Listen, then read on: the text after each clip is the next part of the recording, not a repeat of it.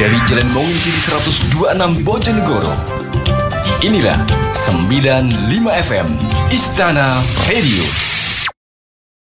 Sumingkir kabeh kang ora pucet pada sumingkir saka kene. Sumingkir.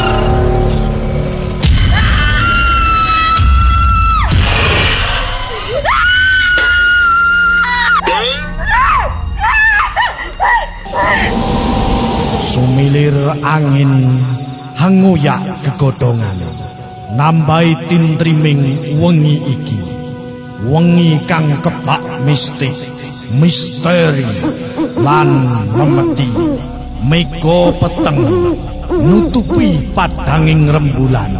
Swara kewan wengi saut sinautan, jin setan priprayangan, gendruwo elo-elo banaspati, pating sumriwer, kuburan bengkah kumeluk, jebloke kumleyang sarwa putih ngongang koso, wedon jrangkong lan sundel bolong.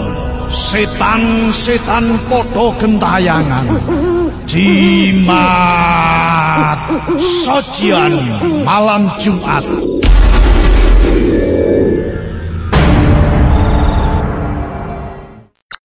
Bulan sudah tak bersinar lagi. Hanya awan hitam tipis yang tampak berayun, beriring. Ketika angin malam berdesir mengusik rimbunan semak tua yang mengering, sesekali terdengar sayup jerit burung malam menyeruak membelah keheningan. Saat sejuk embun mulai membasahi malam yang tengah terlelap, gurat keheningan alam seketika lenyap tatkala remang cahaya suluh membias di pekatnya malam. Riuh lolongan anjing-anjing kampung menyalak garang. Inilah malam Jumat Legi. Malam yang penuh dengan keangkeran, penuh dengan keramat, dan sebuah malam yang dijejali aroma mistis dan menyimpan berjuta misteri.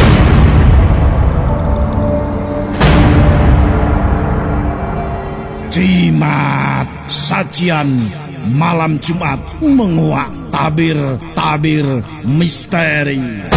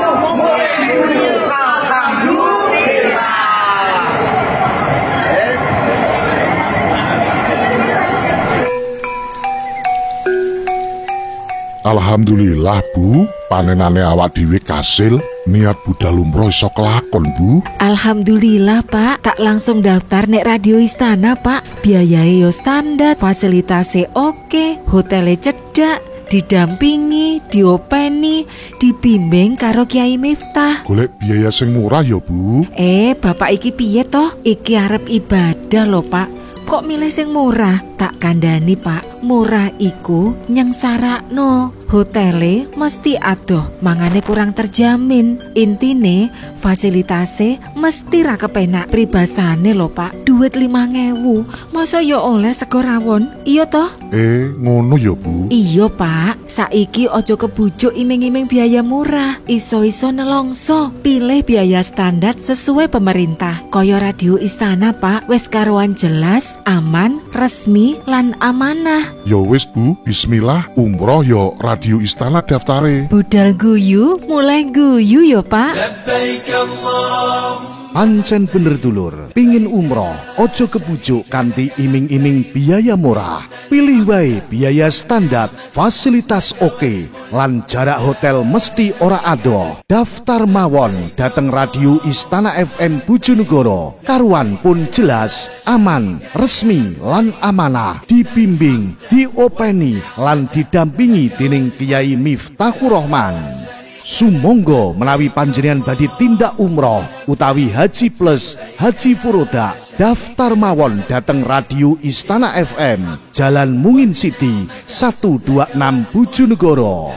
Telepon 0852 338 31337.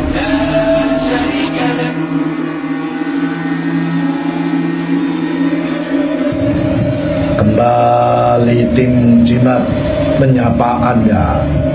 Jimat, sajian malam Jumat menguak tabir-tabir misteri. Salam Jimatres, salam satu misteri. Malam ini adalah malam Jumat Legi, malam yang disesaki dengan aroma mistis dan berjuta-juta misteri. Saya Ki Banu Asmoro. Terima kasih untuk seluruh Jimatres malam hari ini yang sudah bersama saya di siaran Radio 95 FM Istana FM Bojonegoro. Siaran Jimat ini juga bisa Anda dengar melalui radio streaming radioistanabojonegoro.com. Dan malam hari ini juga disiarkan langsung melalui YouTube di channel Radio Istana 95 FM Official. Jangan lupa untuk subscribe, like, komen, share, dan mengaktifkan tombol loncengnya. Bagi Jimatres yang punya cerita-cerita misteri, baik pengalaman pribadi atau mungkin orang lain, kirimkan saja cerita misteri Anda ke Radio Istana FM di Jalan Mungin City 126 Bojonegoro, Jawa Timur, atau bisa inbox saya di Facebook Ki Banu Asmoro. Malam ini adalah malam Jumat Legi, malam yang disesaki aroma mistis dan berjuta-juta misteri. Terima kasih untuk seluruh Jimatres yang sudah absen di grup Facebook Jimatres Istana FM. Salam Jimatres Tiara. Kemudian terima kasih untuk Jimatres Rudi Lationo dari Subang, Bojonegoro. Salam Jimatres dari Vira Putri Surabaya. Kemudian Wahyu Emi Margo Agung Sumberjo Bojonegoro. Salam Jimatres Rehe yang dari kawasan Temayang. Jimatres Zaki Fernando Margo Mulyo Balen. Terima kasih Supriyanto Kedung Rejo Ngumpak Dalem. Karminah Payakbar dari Pemandian Dander. Mas Karnet Sumbergale Sekar. Jimatres Widodo Makul Sugiwaras. Terima kasih juga untuk Jimatres yang lain yang sudah absen di grup Facebook Jimatres Istana FM. Malam ini adalah malam Jumat Legi, malam yang disesaki aroma mistis dan berjuta-juta misteri. Salam Jimatres Johan Pesanggerahan Ngasem, Bima Pramudia Swallow Balen. Kemudian terima kasih untuk Jimatres Yusuf Desa Grebekan Kecamatan Kalidido, Purwanto Mergoasri Paringan Tuban. Jimatres dari Nananda Dipa. Kemudian terima kasih Jimatres yang ada di kawasan Jakarta Selatan Madaud. Maya dari Ngablak dan Bojonegoro. Hendra Putra Mulyo Agung. Kemudian Hadi Balong Turi Tambak Rejo. Jimatres dari Naura Septian Nurani Bentaur Sukotuban. Jimatres Agus Temu Singkil Kanor. Terima kasih untuk Jimatres Yusuf di Kanor. Kemudian untuk Jimatres yang ada di kawasan Ngasem, semuanya ada Uut. Kemudian terima kasih Jimatres dari Pekanbaru Atika Biantoro. Mas Gab, terima kasih. Ahmad Arif Makassar. Eko Cianto Blora Selatan. Cak Pung yang ada di Rembang, Jimatres Lisinmo, Jimatres Dwi Kati, Jimatres Ayai Aldi. Kemudian terima kasih Yudi Gombloh Kalisari, Agus Dwi Setiawan Surabaya, Jimatres Papung Haryanto Jambean. Kemudian Jimatres Ahmad Duang Boito Ledok Wetan Blora Kidul. Salam Jimatres dari Heru Bambatan Madiunan. Kemudian Dalwo Prambon Tergayang Adik Kacil, terima kasih, salam Jimatres untuk Anda. Malam ini malam Jumat Legi, saya Ki Banu Asmoro. Salam Jimatres, salam satu misteri. Au.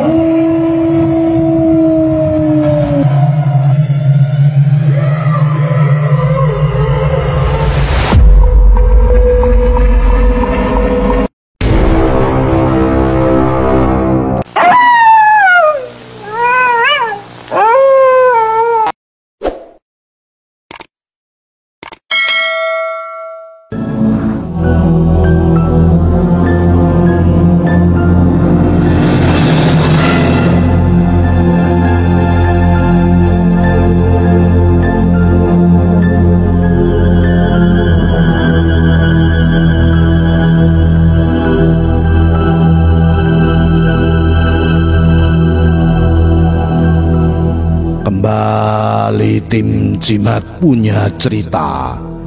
Cerita ini ditulis oleh Ida Ayu dengan judul Tanah Kuburan.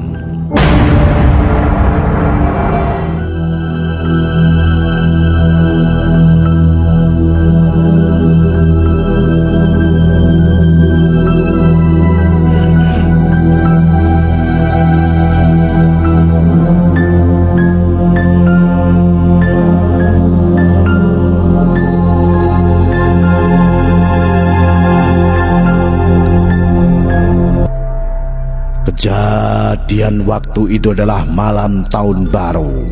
Saat kami bersihkan rumah yang mau kami tempati, bersama teman-teman saya bersihkan rumah itu. Dan rumah itu ada sekitar 4 kamar, yang 1 kamar adalah tempat sholat. Kami bekerja sama saling membantu membersihkan rumah. Waktu itu kami mulai bersih-bersih jam 7 malam. Saya mau membersihkan kamar yang ujung sendiri. Saya baru mau menyapu lantai di pojok kamar. Aku melihat mata besar memerah dan langsung aku lari keluar. Semua orang bertanya ada apa. Aku hanya menjawabnya ada tikus, padahal ada mata merah. Salah satu temanku bilang bahwa itu adalah genderuwo.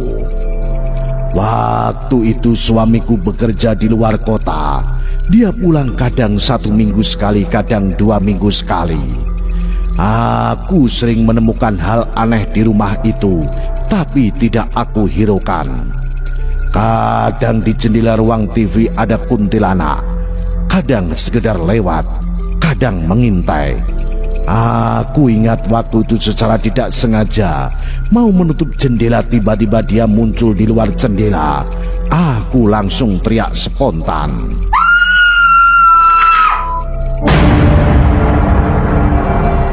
Kalau mau nunjukin muka, kasih kode dong. Jangan langsung gitu, aku kan kaget. Setelah itu aku bicara sendiri hanya untuk menghilangkan rasa takutku. Memang rumah itu dulunya kosong 2 tahun. Jadi kalau hal aneh-aneh sering terjadi, aku bisa memakluminya. Banyak tetangga yang bilang nanti pasti saya nggak kuat tinggal di rumah itu karena sering terjadi keanehan. Tapi dalam hatiku tetap yakin Allah ada. Sesekali si mata merah itu muncul di dalam kamar, tapi tidak pernah mengganggu. Ketika saat itu aku benar-benar tahu wujudnya. Dia tinggi besar berbulu hitam. Menurut orang-orang itu namanya adalah genderuwo. Tapi sepanjang dia tidak mengganggu, aku tidak masalah.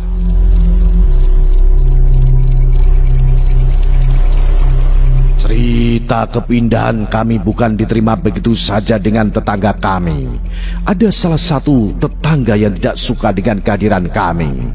Tapi aku selalu punya prinsip, makan tidak makan, mereka tentunya tidak memberi. Setelah berjalan beberapa bulan kami bisa adaptasi, kami berencana membangun dapur. Disinilah awal kisah kehancuran kami, di mana niat baik saya justru jadi bencana bagi kami.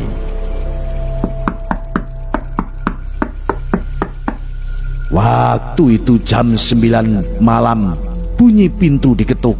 Aku pikir suamiku pulang. Aku buka, tidak ada orang. Diketuk lagi untuk yang kedua kalinya. Aku jadi ragu membukanya. Ketukan yang kedua terjadi pas jam 1 malam. Karena ketukan semakin lama semakin keras, aku beranikan buka pintu.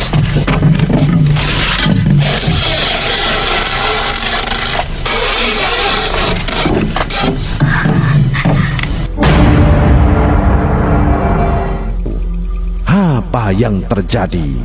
Aku berteriak takbir karena dalam hitungan menit melayang bola api tepat di hadapanku. Aku tutup kembali pintu itu. Sambil jantungku berdetak kencang, aku baca ayat kursi. Karena ketakutan, tiba-tiba HP-ku bunyi. Assalamualaikum, Ma. Ma, ini aku sudah di jalan besar, Mama bisa jemput aku. Suara suamiku. Iya, Pak, bentar ya. Dengan suara terbata-bata aku jawab. Aku bingung harus bagaimana. Akhirnya aku jemput suamiku. Suamiku memang kebiasaan pulang sewaktu-waktu. Jadi tidak heran kadang-kadang jam 1 atau jam 2 aku disuruh menjemput. Tapi kali ini ada yang aneh dengan suamiku. Dia tak banyak bicara, banyak diam. Kenapa Papa nggak ngasih tahu dari awal? Kalau mau pulang kan aku bisa jemput. Gak apa-apa, Ma. Buatkan aku kopi ya. Sambil menaruh tasnya di kamar, aku melangkah ke kamar. Aku berikan secangkir kopi. Aku ajak ngobrol suamiku. Pa, kenapa aku merasa Papa aneh? Nggak seperti biasa.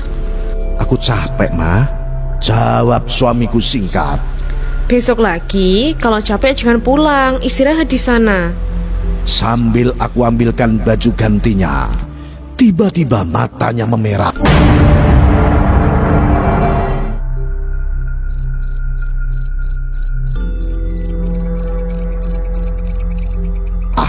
Dia marah sejadi-jadinya. Akhirnya terjadi pertengkaran hebat. Keesokan harinya aku seperti orang kesurupan, gak sadar aku ngomong kesana kemari. Akhirnya suamiku membawaku ke tempat sesepuh di desa itu. Istrimu gak apa-apa.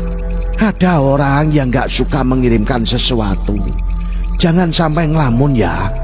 Sesepuh itu berbicara sambil menepuk pundakku. Akhirnya suamiku pamit dengan sesepuh itu, membawaku pulang. Sesampainya di rumah suamiku minta maaf. Katanya semalam seperti gak sadar, gak bisa kontrol. Aku diam saja karena aku merasa badanku lemas. Tulang-tulangku seperti remuk semua.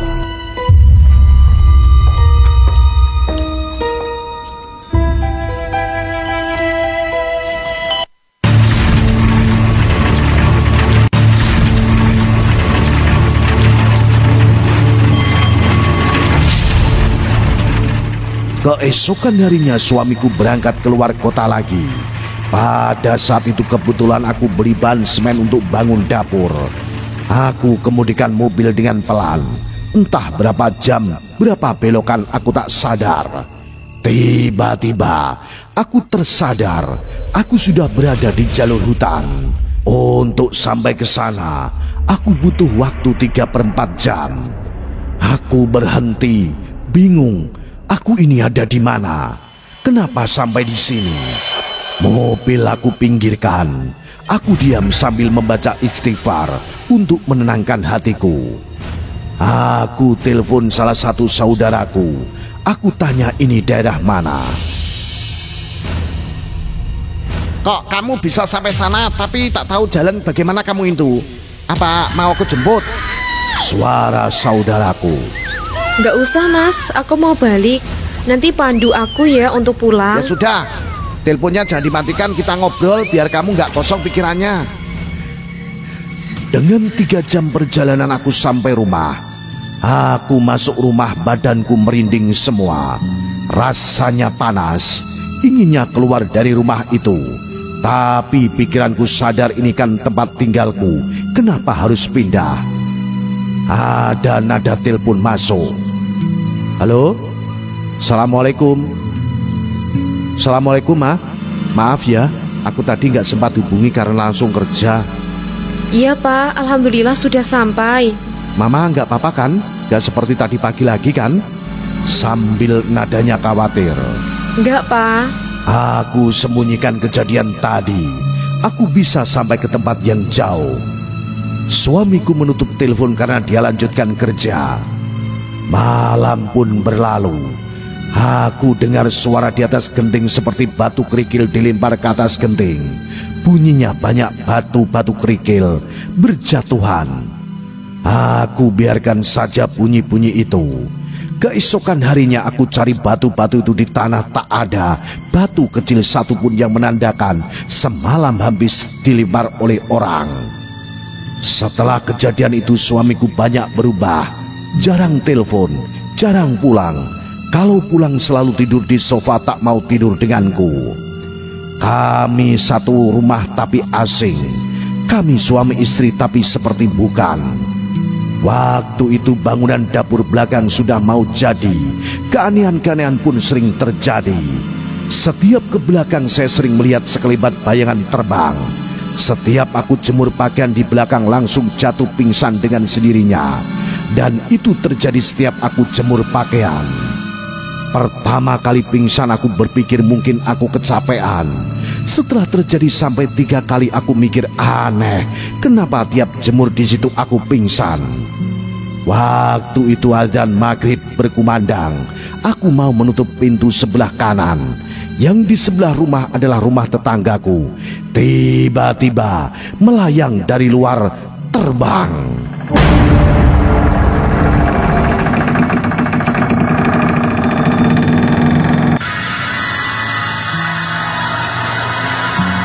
Nah, apakah itu? Ikuti terus cerita misteri bersambung. Tanah Kuburan. Salam Jimatres, salam misteri. Au.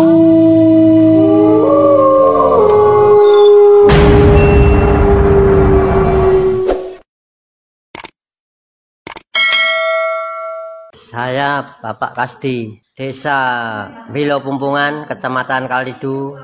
Saya nderek umroh Istana Radio. Budal guyu mulai guyu. Nama saya Bu Sukinem, desa saya Cancung, Kecamatan Bubulan. Kula nderek umroh Radio Istana Bebanu Asmara. Budal guyu, mantuk guyu. Nama saya Sugri dari desa Talok Kalitidu. Ikut Radio Istana. Yes. Nama kula Katri, desa kula Bilo Pumpungan Kalitidu, nderek umroh wonten Radio Istana. Budal guyu mulai guyu. Yes. Nama saya Pak Sadin dari Karangsono, ikut umroh bersama Radio Istana. Nama saya Swito dari Desa Kunci, Kecamatan Dender, Kabupaten Bojonegoro. Saya ikut umroh bersama istri saya bersama Radio Istana. Budal guyu mulai guyu. Monggo yang mau ikut silahkan. Alhamdulillah, umroh sudah dibuka. Radio Istana FM Bojonegoro akan memberangkatkan jamaah umroh bagi Anda yang ingin ikut umroh bersama Radio Istana. Segera daftar ke Radio Istana FM di Jalan Mungin City 126 Bojonegoro. Info lebih lanjut hubungi 0852 338 31337. Umroh bersama Radio Istana. Budal guyu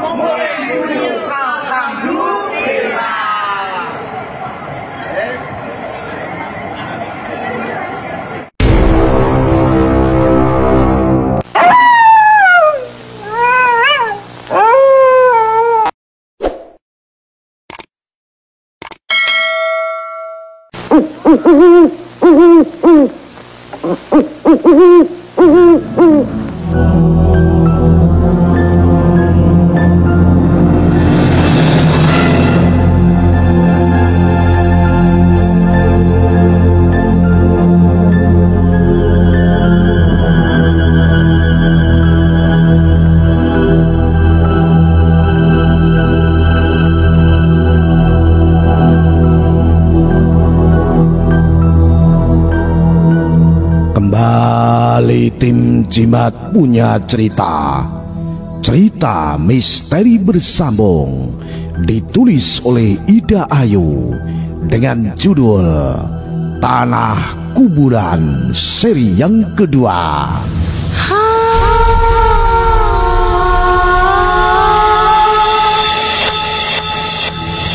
Waktu itu adzan maghrib berkumandang. Aku mau menutup pintu sebelah kanan. Yang di sebelah rumah adalah rumah tetangga. Tiba-tiba melayang dari luar, terbang, melintas. Aku kaget. Cepat-cepat ku tutup pintu belakang. Aku tahu bayangan itu tadi, tapi pura-pura tidak tahu. Ya, sejenis pocong.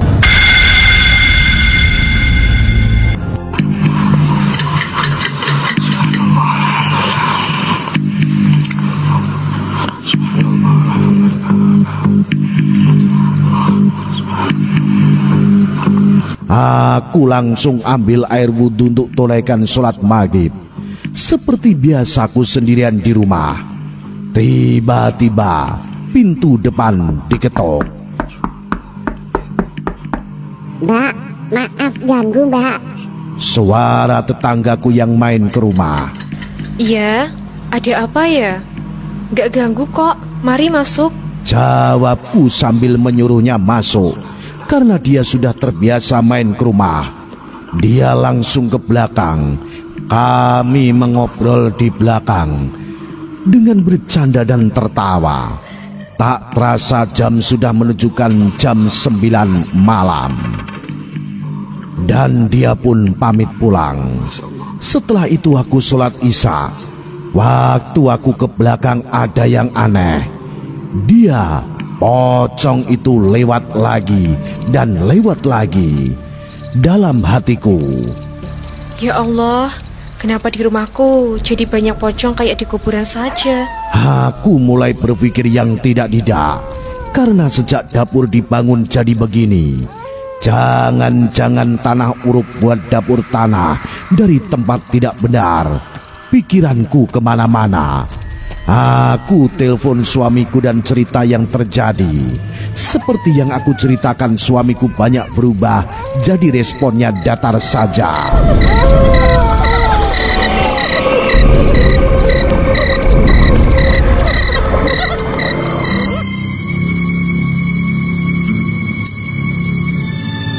Hari itu hari Minggu. Aku nekat berangkat ke rumah ustadku dengan perjalanan 1 jam. Akhirnya aku sampai.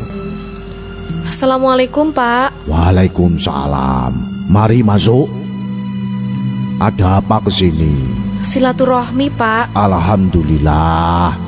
Pak Ustadz sambil menatapku. Maaf Pak, saya mau cerita. Kenapa di rumahku sering terjadi keanehan, apalagi sejak aku bangun dapur belakang. Aku sering lihat pocong. Terus aku sering pingsan di situ. Kok begitu? Kamu bawa tanah dapur yang baru dibangun itu? Maaf Pak, belum bawa. Coba besok-besok kapan-kapan kesini. Kamu kesini, kamu bawa ya. Pak, kenapa ya? Kadang-kadang genteng saya seperti ada batu kerikil dilempar begitu. Itu anak-anak kecil main, Duk. Itu malam hari, Pak. Dalam hatiku masih dipenuhi pertanyaan. Saya tahu Pak Ustadku tidak pernah mau memberitahu sesuatu yang akan membuat aku takut, yang berseudon pada orang lain. Tapi suatu saat akan aku tanyakan lagi. Pantang menyerah bagiku. Aku masih ingat pertama kali pindah rumah Pak Ustadz bilang, Dok, di rumahmu ada genderuwo ya? Itu bukan genderuwo, Dok. Genderuwo itu aku. Nah, jika kamu lihat genderuwo itu berarti dia siapa, Dok? Pak Ustadz. Saya jawab sambil tersenyum. Maka dari itu, setiap saya melihat genderuwo di rumah saya tidak takut karena jika saya lihat saya bilang, kamu itu Pak Ustadz, bukan genderuwo. Akhirnya aku pamit pulang. Sampai di rumah sudah sore, bahkan sudah maghrib. Karena di tempat Pak Ustadz aku berangkat sudah siang.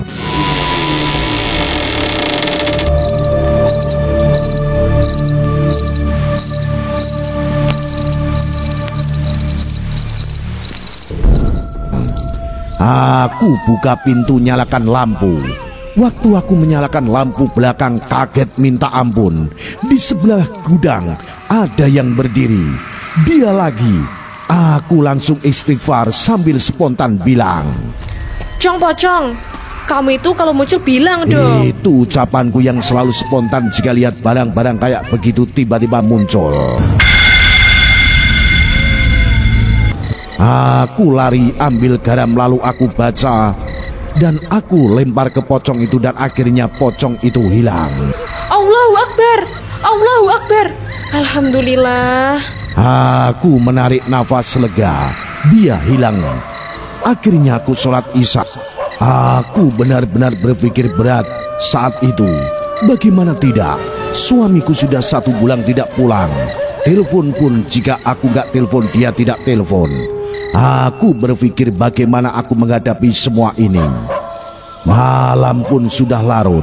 Jam 12 malam aku belum bisa tidur. Akhirnya aku memutuskan untuk datang ke kos suamiku. Tapi sebelum aku ke sana aku harus sholat istiqoroh dulu agar Allah selalu memberi petunjuk di tiap langkahku. Aku mulai sholat istiqoroh sampai 1 minggu di dalam doaku. Ya Allah, saya ingin mendengarkan kejujuran suamiku. Apapun itu saya terima. Tak terasa air mata ini berlinang.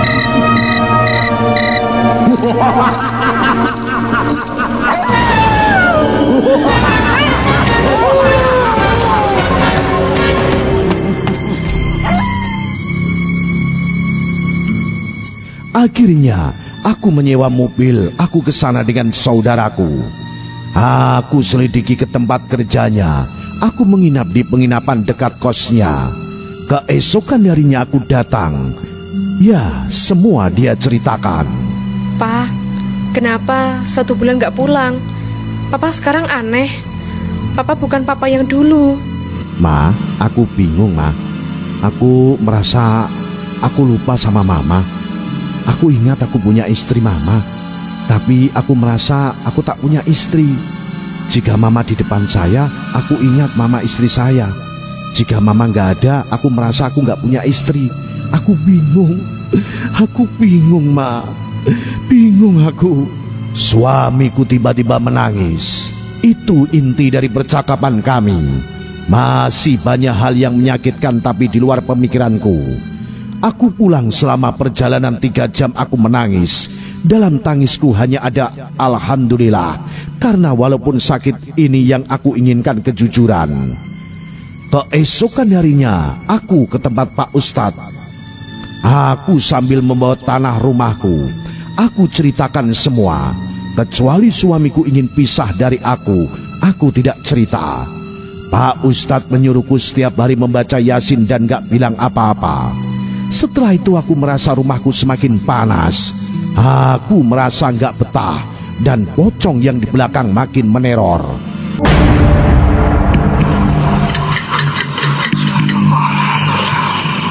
Malam itu ada suara yang membuat aku betul-betul penasaran.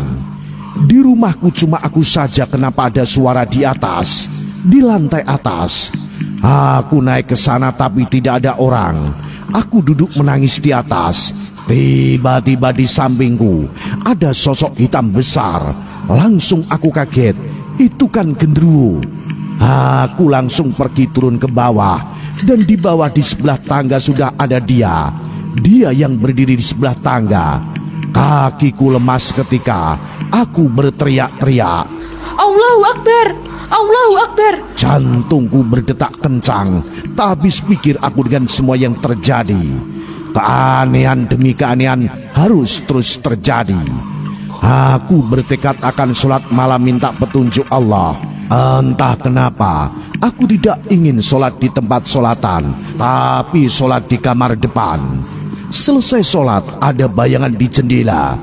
Aku lihat bayangan itu seperti orang berdiri, mengintip di jendela, melihat ke arahku. Aku tatap terus dia, tetapi rasanya itu bukan manusia. Aku ketakutan, tapi aku tahan.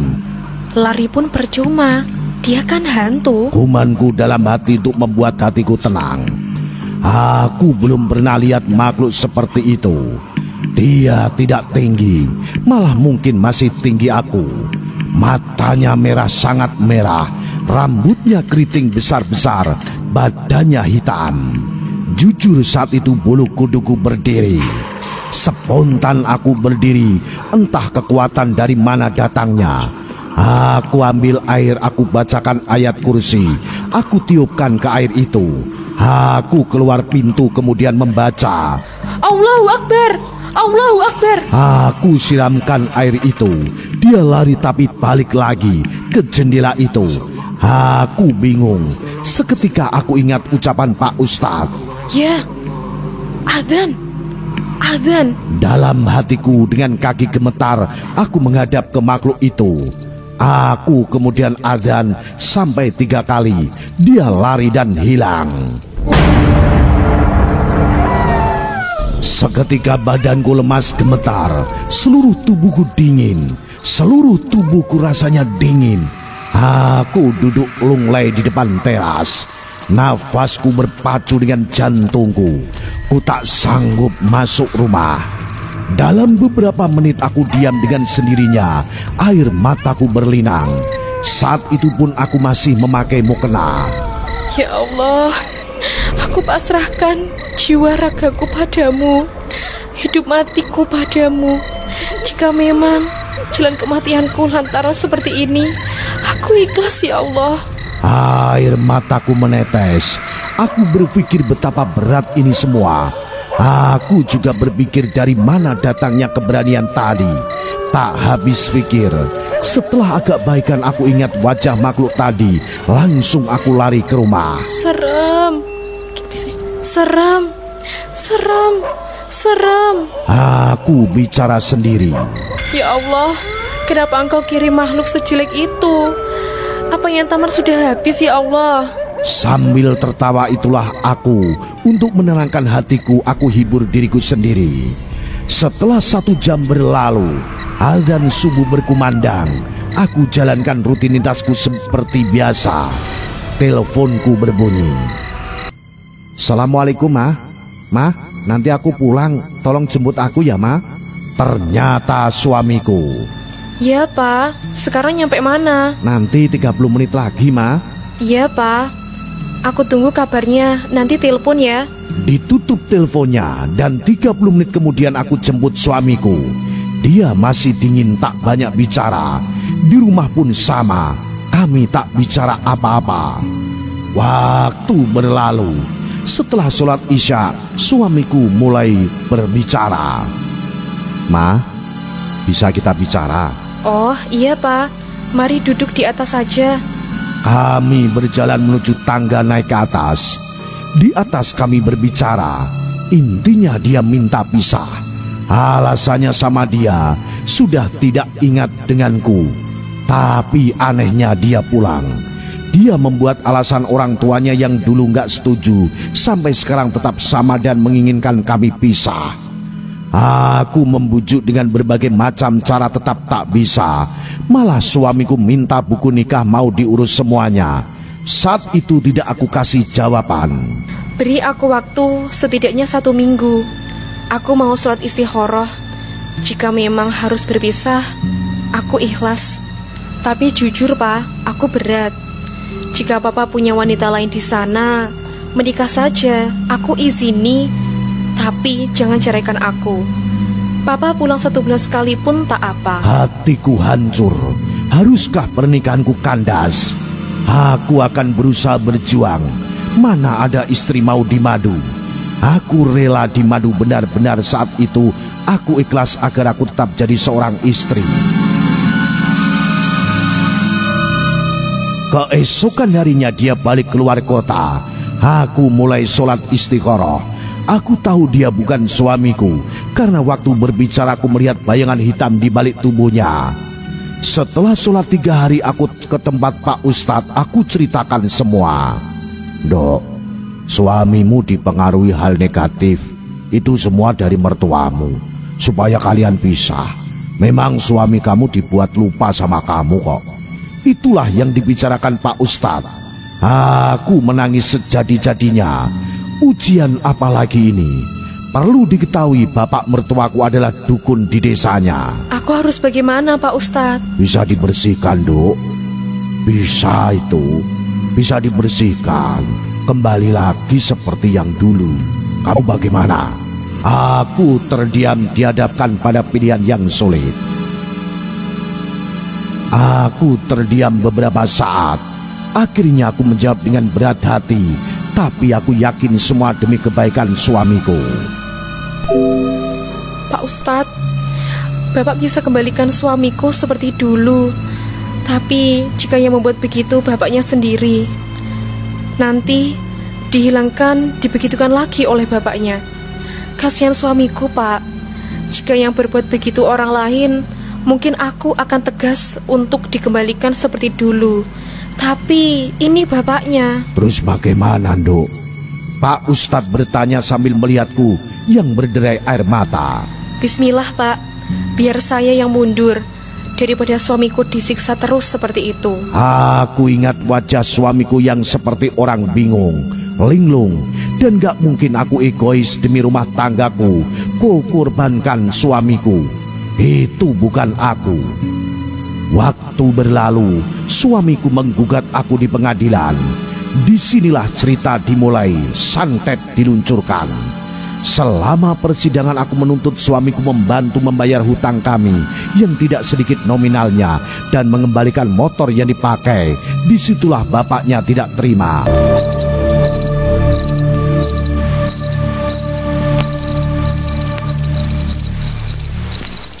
Malam demi malam selama persidangan, seperti ada perang di rumahku. Terkadang bunyi dor, seperti petasan meledak di atas rumah. Hujan kerikil tiap malam. Waktu itu aku selesai sholat isya.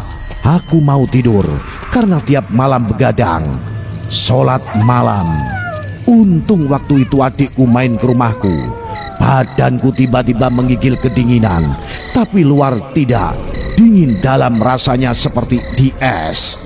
Aku suruh adikku buatkan teh panas, dan aku suruh adikku ambilkan selimut ditutup selimut tebal sampai lapis 3 tetap menggigil. Aku berdoa, ya Allah, aku harus bagaimana? Tiba-tiba aku minta diambilkan buku Yasin.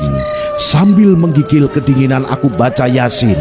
Anehnya, setelah 3 kali membaca, hilang dingin di badanku. Keesokan harinya, aku merasa kepalaku sakit teramat sakit. Aku sampai tidak karuan memegang kepalaku yang sakitnya bukan main. Selama 30 menit aku kesakitan dan tiba-tiba hilang. Itu terjadi beberapa hari di jam yang sama di saat yang sama. Aku akhirnya tidak kuat begitu terus. Aku ke tempat Pak Ustadz. Pak Ustadz hanya bilang jangan tinggalkan sholat wajib dan sholat malam. Setiap jam 12 malam membaca Yasin 7 kali. Setiap hari aku membaca Yasin. Berbagai macam kejadian aneh pun bermunculan. Waktu itu badanku panas dingin. Tapi setiap maghrib sampai malam, di hari kelima, pas 5 hari aku merasa begitu. Dan terus aku telepon adikku, Pak Ustadz, dia juga bisa bantu. Karena jika telepon Pak Ustadz aku tidak enak, karena segan. Aku cerita ke adik Pak Ustadz. Dia bilang supaya aku sholat malam dan jam 2 pagi akan dibantu. Pas sholat malam ada yang jatuh di depan rumah. Suaranya keras. Aku sudah dipesan sama adiknya Pak Ustadz. dengar apapun terus sholat. Aku fokus sholat di rakaat terakhir. Di saat aku mau zikir, tiba-tiba dari arah depan melayang-layang. Dia bukan pocong, bukan makhluk yang menakutkan, bukan kuntilanak. Dia semakin mendekat. Aku ambil sajadah yang aku duduki. Aku putar-putar terus agar dia tidak mendekat. Dia terus berputar mengelilingi aku seolah menginginkan nyawaku.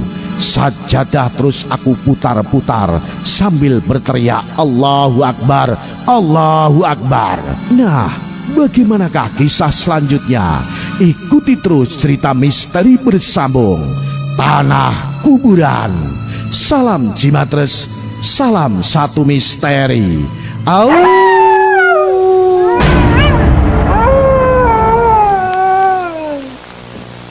Hamba datang ya Rob. Alhamdulillah Bu, panenane awak dhewe kasil. Niat budal umroh iso kelakon Bu. Alhamdulillah Pak, tak langsung daftar nek Radio Istana Pak. Biayanya standar, fasilitasnya oke, hotelnya cedak, didampingi, diopeni, dibimbing karo Kiai Miftah. Boleh biaya sing murah ya Bu. Bapak iki piye toh? Iki arep ibadah lho Pak. Kok milih sing murah? Tak kandhani Pak, murah iku yang sarakno. Hotele mesti adoh, mangane kurang terjamin. Intine fasilitasnya mesti ra kepenak pribasane lho Pak. Duit 5.000.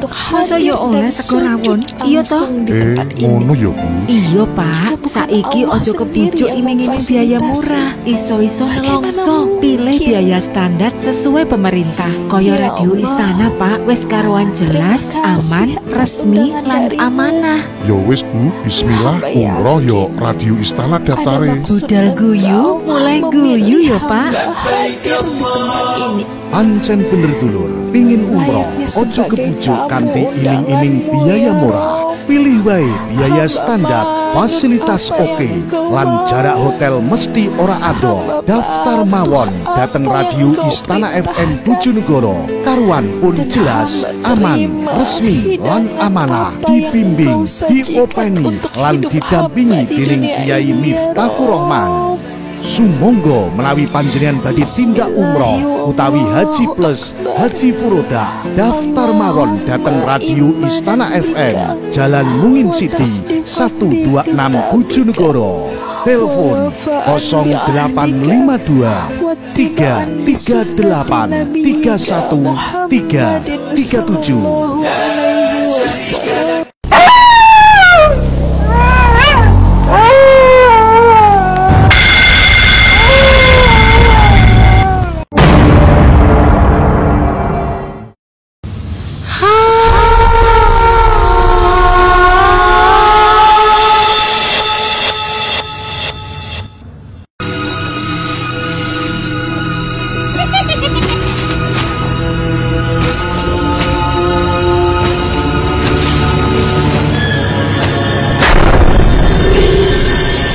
Kembali tim Jimat punya cerita dengan judul Tanah Kuburan seri yang ketiga. Saat sholat malam, malam itu sesuatu melayang-layang mengelilingiku. Aku terus putar sajadahku agar dia tak mendekat. Terus dan terus aku putar. Ternyata barang yang terbang itu adalah keranda mayat. Keranda itu terbang mengitariku. Kena sabdan sajadahku, dia terbang menjauh. Aku lega. Dengan nafas yang ngos-ngosan, baru aku taruh sajadahku. Dia balik lagi. Aku putar lagi sajadahku agar dia tidak mendekat. Dia kemudian menjauh lagi. Tapi kali ini aku kewalahan. Keranda itu mendekat menyerang leherku. Di depan keranda ada gagang pegangan, pas tengah gagang pegangan terus menekan leherku. Aku berteriak-teriak. Dan aku tercekik sampai akhirnya aku meronta dan tanganku tanpa sengaja menyentuh tasbih. Aku hantamkan tasbih itu. Sebelum aku hantamkan, aku baca ayat kursi dan Anas. Setelah itu tasbih aku sambarkan dan aku hantamkan. Tasbihku berserakan ke lantai ambyar. Tasbihku dan sajadaku lari ke ujung kamarku. Alhamdulillah keranda itu menghilang. Nafasku terengah-engah, mau putus nafasku, air mataku mengalir. Entah bagaimana ceritanya, aku seperti melihat keranda itu melayang dan jatuh di depan rumah seseorang. Rumah itu aku kenal. Dengan merangkak aku buka pintu kamarku.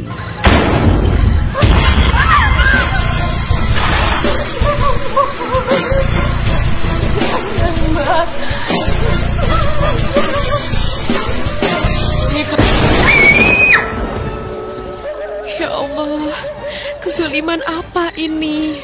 Dalam isak tangisku kuucapkan seperti itu. Astagfirullahaladzim. Ya Allah, ampuni aku, ringankan ujianmu. Tangisanku tak bisa berhenti. Aku benar-benar merasa terzolimi. Aku WA adik Pak Ustadz, HP mati. Aku tenangkan diriku dengan terus berzikir.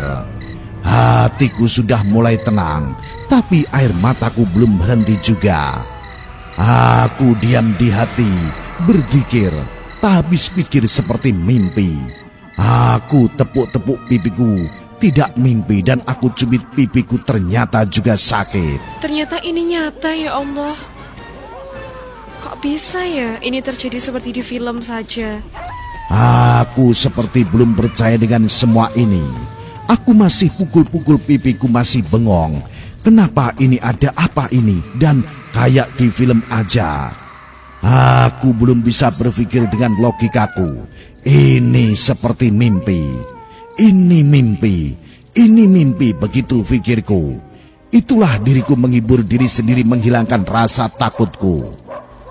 Ngirim keranda kok nggak beserta isinya? Kalau sama isinya kan karuan yang ngubur. Biasa, aku selalu begitu bicara. Bicara sendiri sambil marah-marah sendiri. Jengkel-jengkel sendiri mengusir rasa takutku. Sampai keesokan harinya aku terbayang kejadian semalam. Tak bisa fokus, akhirnya aku telepon adik Pak Ustadz. Assalamualaikum Pak, ini saya. Waalaikumsalam, ada apa Ida? Pak, semalam ada kejadian aneh. Ada keranda terbang mencekik saya. Sering ada suara batu kerikil yang berjatuhan di genting. Masalah keranda itu aku ceritakan secara detail ke Pak adik Pak Ustadz. Astagfirullah, kamu nggak apa-apa Duk? Itu keranda. Keranda itu santet Duk, dikirim orang untuk kamu, untuk menyelakai kamu Duk. Ya Allah, terus batu kerikil yang saya dengar itu apa Pak? Itu barang kiriman yang dikirim orang tapi tidak bisa masuk, akhirnya bunyi seperti itu. Ya Allah, aku harus bagaimana Pak? Terus baca Yasin tiap hari. Jika malam tiba jangan sampai batal wudhu. Jaga terus wudhu kamu, dan setiap baca Yasin ayat 58 dibaca 3 kali tahan nafas ya. Baik Pak Ustadz, terima kasih. Kemudian aku tutup teleponnya. Setiap malam aku amalkan niat ibadah, minta perlindungan kepada Allah. Setiap mau sholat malam aku selalu ketakutan sendiri, takut terulang lagi. Tapi aku selalu memberi semangat pada diriku sendiri. Ayo ibadah Ida, Allah akan melindungi. Walaupun masih sering diteror pocong, aku sudah tak menghiraukan, seperti halnya makanan sehari-hari. Yang aku pikirkan adalah perceraianku dan semua teror yang terjadi. Proses cerai berujung perkelahian fisik dan gaib. Kadang aku ada bayangan hitam lewat, kadang ada suara manggil-manggil namaku. Hari itu aku ingat sekali, aku mau bantu belanjakan tetangga yang mau ada hajatan. Aku naik mobil dengan 4 orang. Sesampai di persimpangan lampu merah, mobil berhenti.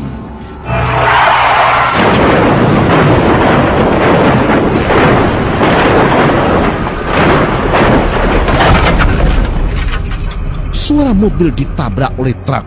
Truknya lari. aku dan yang lain di dalam jantungnya mau lepas semua, dan semua orang yang di sekitar keluar semua. Aduh, jelas remuk mobilnya, jelas hancur mobilnya. Aku bicara pada yang lain, dan kami pun turun. Orang-orang sekitar sudah datang semua karena bunyinya begitu keras. Tapi semua orang terperanjat. Aku pun juga sama. Kaget mobil yang ditabrak dengan begitu kencang dan kerasnya, utuh tidak lecet sedikit pun. Aku lemas juga bersyukur. Allah masih melindungi aku dan teman-temanku. Itulah kuasa Allah, apa yang tidak bisa dilogika bisa terjadi jika Allah berkehendak. Mobilnya utuh tidak lecet semua karena kehendak Allah. Perceraian kami 1 bulan lagi keputusan hakim akan dibacakan. Dalam waktu 1 bulan itu aku perbanyak ibadah, menguatkan hati menghadapi kenyataan terburuk.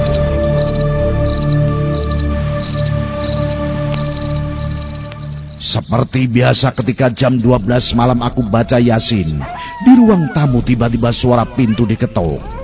Tidak aku buka, aku trauma yang dulu. Diketuk lagi, tidak ada jawaban.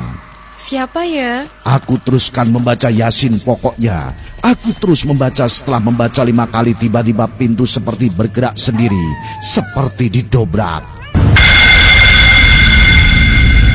Tidak aku hiraukan. Tiba-tiba ada seperti angin hitam di pintu itu.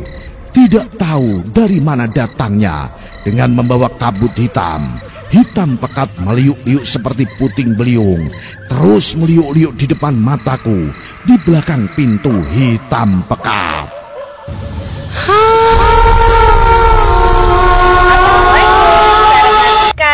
Untuk Jimaters jangan lupa subscribe, like, dan komen di channel YouTube Jimat. Dan pokoknya share di sosmed kalian semuanya ya. Salam Jimaters, salam satu misteri.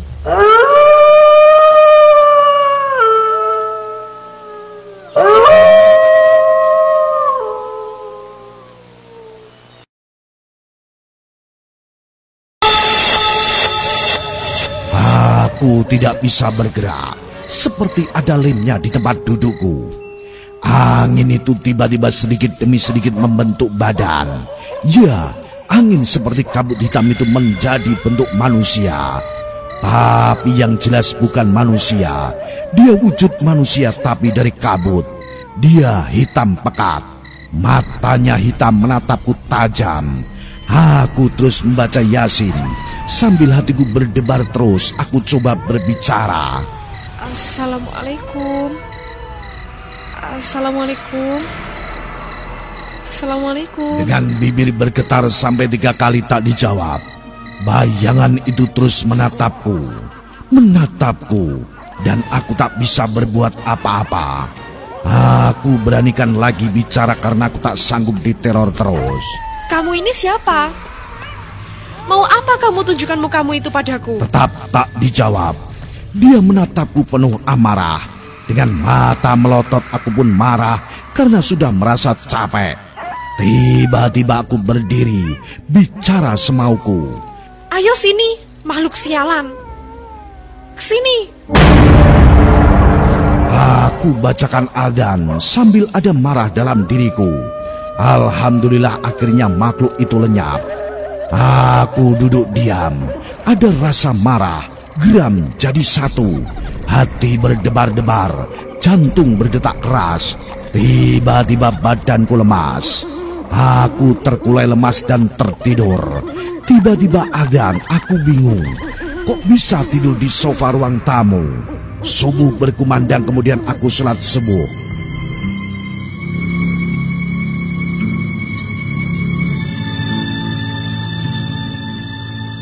Kebetulan hari itu adalah sidang putusan pengadilan. Kemudian aku berangkat ke persidangan, ke pengadilan. Tapi aneh, tiba-tiba sekujur tubuhku dingin seperti es. Aku duduk di tepi ranjang, membaca istighfar. Aku berpikir ini pasti karena aku tegang. Aku harus berangkat. Sesampai di persidangan ternyata suamiku diantar bapaknya. Aku pura-pura tidak tahu, karena yang sebelumnya aku sapa suamiku dia pun gak respon. Keputusan sidang dibacakan. Tuntutanku masalah hutang hanya dibayar seperempatnya saja. Motor yang dipakai disuruh kembalikan karena itu motorku. Pak Hakim bertanya, ibu setuju dengan keputusan ini atau mau naik banding? Saya setuju, Pak. Apapun keputusan Pak Hakim adalah yang terbaik untuk saya menurut Allah. Pak Hakim pelantara dari semua ini. Subhanallah, ibu ini wanita luar biasa. Semoga Allah memberi jodoh lebih baik ya, Bu. Begitu Pak Hakim. Setengah kaget dengan jawabanku, aku keluar dari ruang sidang berjabat tangan dengan suamiku. Selamat ya, Pak. Sudah menghancurkan hatiku. Terima kasih banyak. Suamiku diam saja. Aku pulang. Sesampainya di rumah sudah ada yang menunggu di depan rumahku. Assalamualaikum. Maaf, Bapak sudah lama menunggu. Sambil aku jabat tangannya. Waalaikumsalam. Lumayan, Duk, sudah selesai sidangnya. Sudah, Pak. Ada yang penting ya, Pak, sampai Bapak jauh-jauh datang ke sini. Mari masuk. Saya persilakan masuk. Dia adalah saudara suami saya, yaitu mantan. Silakan duduk, Pak. Saya buatkan kopi dulu. Bapak itu duduk. Setelah aku buatkan kopi, kami ngobrol. Dok, aku kesini tuh mau ngomong. Kamu hati-hati ya dengan bapak mertuamu. Mukanya tampak cemas. Ada apa, Pak? Jangan buat saya takut. Bapak mertua kamu gak terima dengan semua yang terjadi. Dia dendam sama kamu. Dia ngancam mau jadikan kamu kembang bayang. Pak, aku tahu bapak mertua dendam. Tapi aku juga tahu hidup mati aku milik Allah. Bapak jangan khawatir ya, Pak. Tenang, Pak, ada Allah. Bagaimana bapak gak khawatir? Aku tahu kamu sendirian. Orang tua juga sudah gak ada. Iya, nanti jika ada apa-apa saya hubungi bapak ya.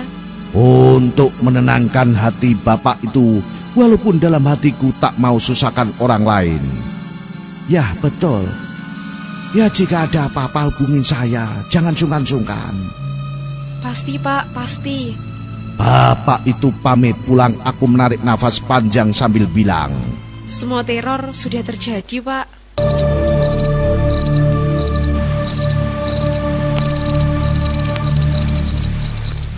Malam itu pukul 8 malam aku berbaring sambil memikirkan semua yang terjadi. Seperti mimpi, tapi aku mengalaminya. Sampai pukul 12 malam aku belum bisa tidur. Tiba-tiba bunyi suara petasan di atas rumah. Aku langsung bangun. Pergi menaiki tangga. Ke atas aku, orangnya suka penasaran memang. Tapi di atas tidak ada apa-apa. Aku duduk diam di atas, dalam hatiku berbicara. Ya Allah, hamba tahu ini ujianmu. Tambahkan kekuatan padaku. Ringankan ujian ini ya Allah. Aku hirup udara di atas karena rumahku yang atas belum jadi.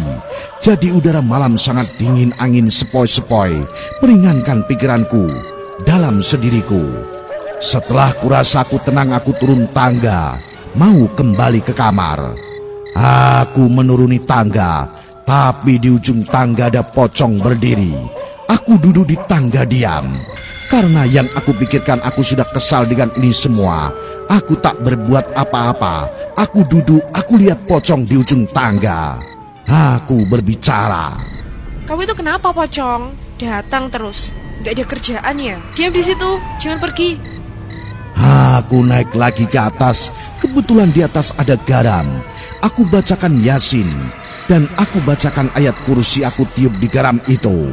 Setelah itu aku tidur. Dan pocong itu menghilang.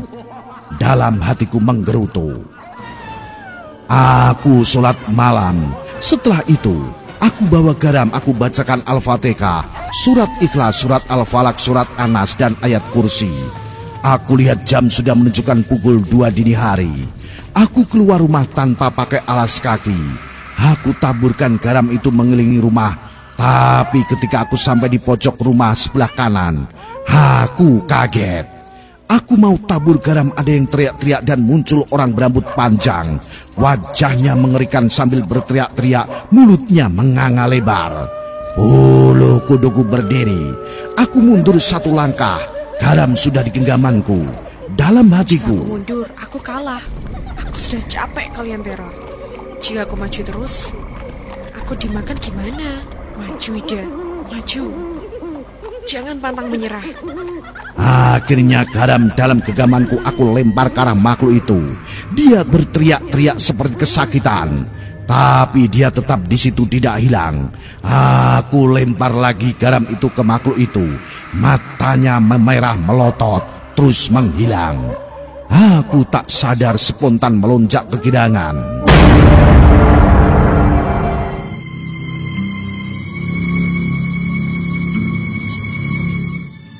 Keesokan harinya aku jalankan aktivitasku seperti biasa, yaitu kerja.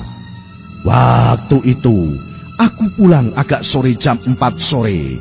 Aku pulang kerja, langsung ke belakang mau mandi. Lagi-lagi si pocong berdiri di tangga. Kali ini bukan satu tapi dua. Yang satunya di pintu belakang yang semalam di luar pintu itu. Ketemu makhluk aneh. Aku lihat pocong itu sambil aku tersenyum melihatkan gigiku.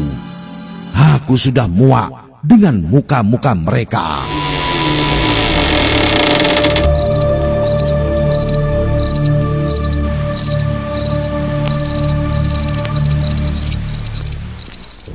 Awas nanti. Jam sudah berjalan, sekarang menunjukkan jam 11 malam.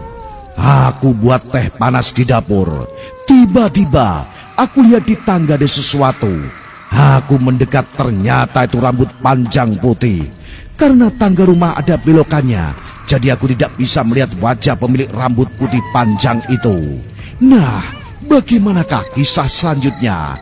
Ikuti terus cerita misteri bersambung. Tanah Kuburan. Salam Jimatres, salam satu misteri. Au!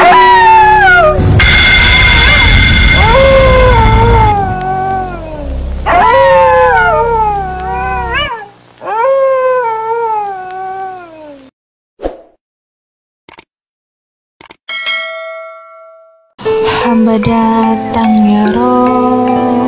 Alhamdulillah Bu, panenane awak dhewe kasil, niat berangkat ke tanah suci. Alhamdulillah Pak, tak langsung daftar nek Radio Istana Pak. Tingginya jabatan, standar, bahkan solehnya diri. Hotelnya cedak, didampingi, berangkat ke tanah suci hanyalah perkara undangan Allah sang pemilik langit dan bumi. Iki arep ibadah loh Pak. Diri ini misalnya sing murah, tak kandhani bagaimana Pak. mungkin Murah iku diri yang uang pun seadanya, jabatan tak punya dan jauh dari kesolehan, tapi alhamdulillah Allah pantaskan untuk hadir dan sujud langsung di tempat ini.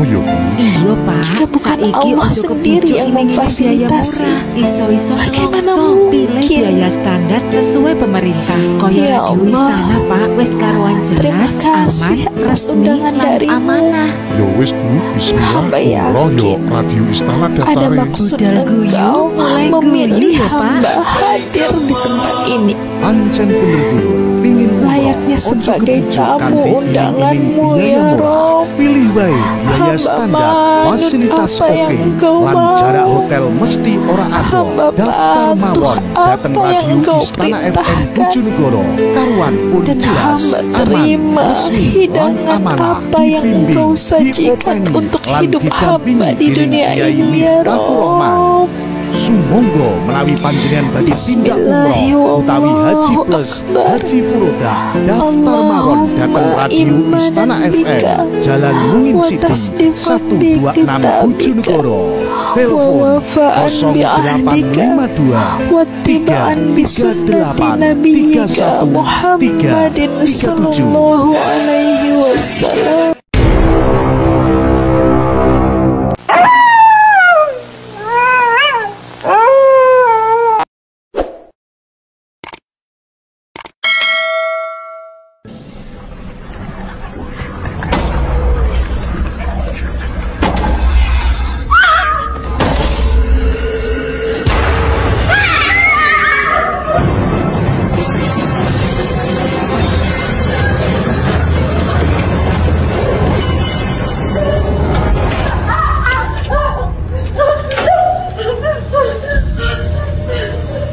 Kembali tim Cimat punya cerita dengan judul Tanah Kuburan bagian yang keempat, tulisan dari Ida Ayu.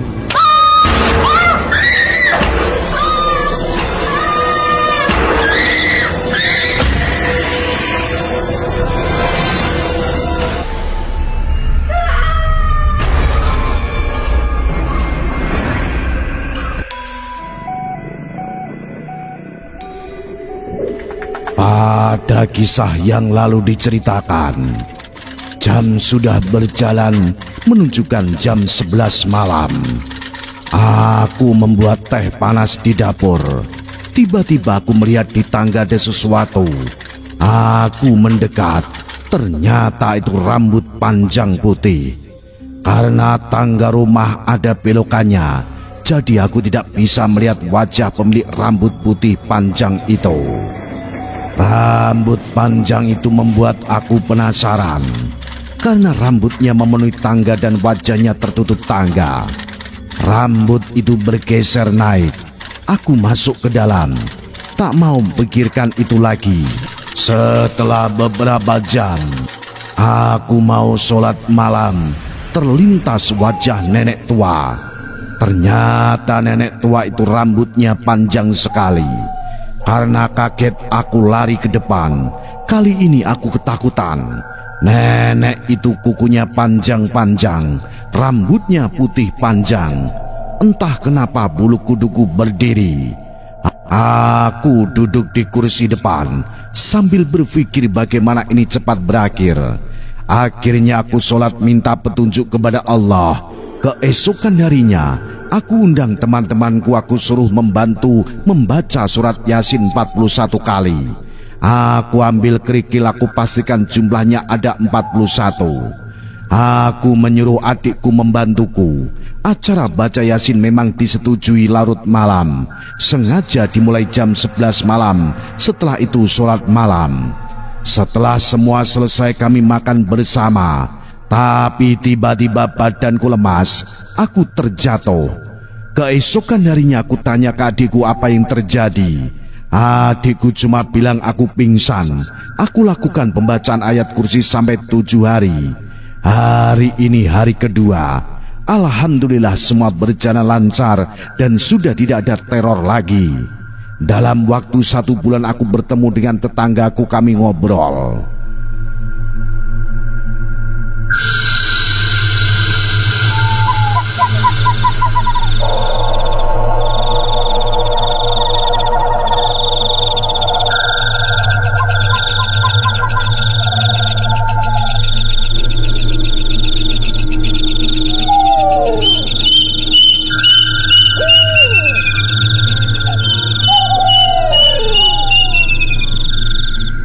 Mbak, aku pengen ngomong. Ada apa ya, Bu? Kelihatannya penting.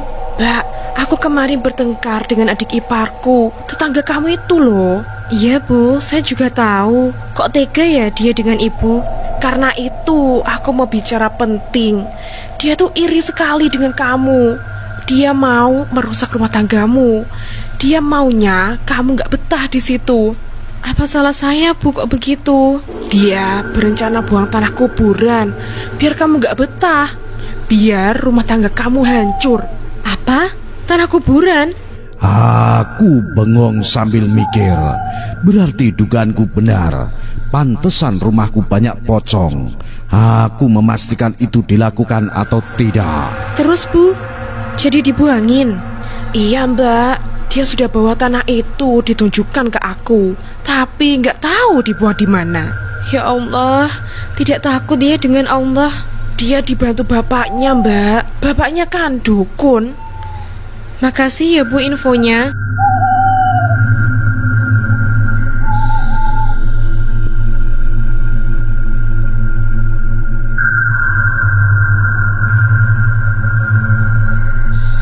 Dalam hatiku lahir batin aku tidak akan memaafkan semua perbuatannya. Allah menunjukkan hukum karma di depan mataku. Orang yang buang tanah kuburan di rumahku, jarak beberapa bulan dia dikeluarkan dari tempat kerjanya. Dan dia divonis sakit paru-paru, badannya kurus kering. Yang paling menyakitkan bagi dia, suaminya kecantol wanita lain sampai wanita itu hamil. Dari cerita saya, mari kita ambil hikmahnya. Apapun yang kita lakukan akan menuai hasilnya. Tapi sayangnya sampai sekarang pun tetanggaku itu belum bertobat, masih sering jahil. Tapi aku yakin apa yang kamu tanam akan kau tuai. Dan secara tidak sengaja aku ketemu mantan mertuaku setelah 1 tahun perpisahan kami. Aku terkejut karena mantan mertuaku yang perempuan perutnya membesar seperti orang hamil. Dan aku tanyakan ke saudaranya, ternyata divonis liver. Aku juga tidak menyangka bisa bertemu seperti ditunjukkan sama Allah. Aku cuma menghela nafas. Ya Allah, hukumanmu lebih adil daripada aku yang manusia biasa menghukumnya.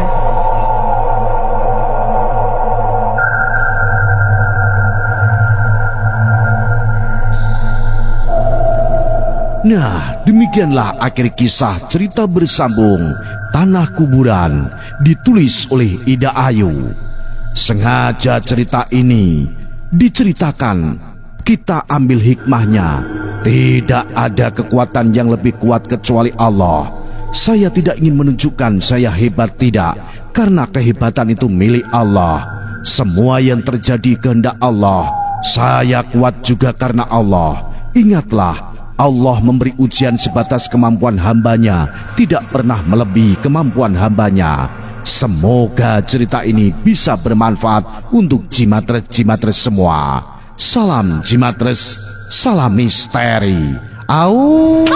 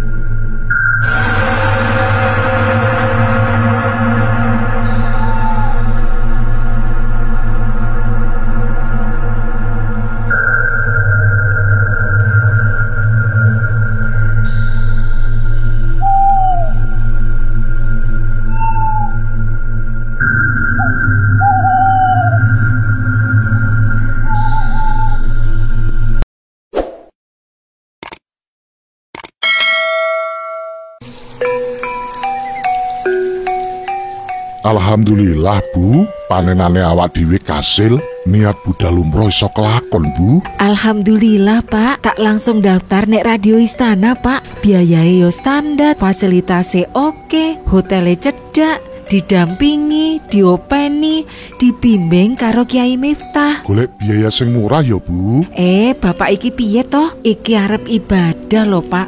Kok milih sing murah? Tak kandhani Pak, murah iku nyengsakno. Hotele mesti adoh, mangane kurang terjamin. Intine fasilitasnya mesti ra kepenak. Pribasane lho Pak, duit 5.000 masa yo oleh sego rawon? Iya toh?